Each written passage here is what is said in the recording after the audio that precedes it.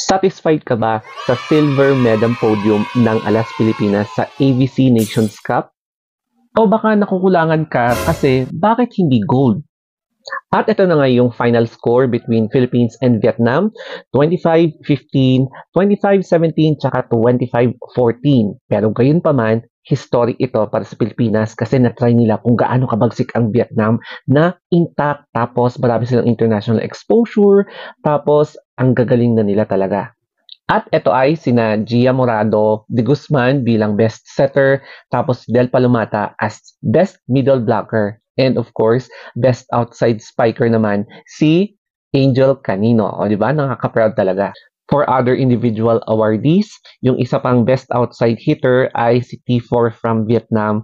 Best libero naman ay from Vietnam din. And then, ang best middle blocker na isa din ay from Chinese Taipei. Tapos, yung best opposite hitter ay si Beach Tuyen from Vietnam. Yung sobrang bigat mag-spike. Tapos, siya din yung MVP dito sa match na to. Match or all throughout the competition. Pagmasdan naman natin ang pinakatinik ng Alas Pilipinas na si Beach Tuyen, the best opposite spiker, tapos ang MVP ng ABC Nations Cup. Sobrang lakas niya, ang taas tumalon, tapos makikita mo talaga yung intimidating factor niya. Pero sa totoo lang, dapat magpasalamat tayo sa presence ni Beach Tuyen kasi pina-experience talaga niya the higher level of play kapag ma-expose ka sa international competition.